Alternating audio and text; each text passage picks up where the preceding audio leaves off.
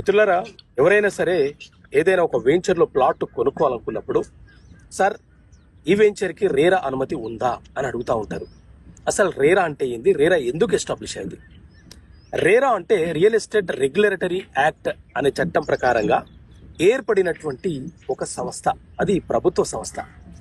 ఈ రేరా ఏం చెప్తుంది అంటే, ఎవరైనా సరే ఒక లేఅవుట్ని రూపకల్పన చేసి అందులో ప్లాట్లను అమ్మేటప్పుడు రేరా అనుమతి లేని ఆ లేఅవుట్లలో ప్లాట్లను కొనకండి, కొనుగోలు చేయకండి అని ఈ చట్టం చెప్తుంది.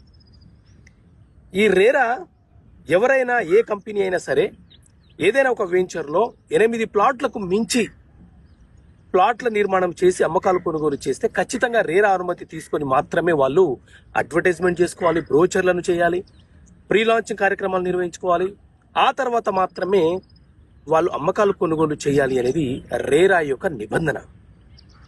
రేరా అనుమతి ఎందుకు తీసుకోవాలి అని అంటే, ఏ భూమిలో ఏ సర్వే నెంబర్లో వీలైతే లేఅవుట్ రూపకల్పన చేశారో ఆ భూమి ఏ రకమైనటువంటి భూమి, ప్రభుత్వ భూమియా, పట్టా భూమియా, భూదాన్ భూమియా, లేకపోతే ఎండోమెంట్ భూమియా, వక్ఫ్ బోర్డుకు సంబంధించిన భూమియా, ఆ భూమిలో ప్రజలు కొనుగోలు చేయడానికి వీలుందా లేదా అనేక అంశాలను పరిశీలన చేసి ఆ లేఅవుట్కి ఒక నెంబర్ అనేది నిర్ధారణ చేస్తారు. ఆ తర్వాతనే మనం కొనుగోలు చేయాలి.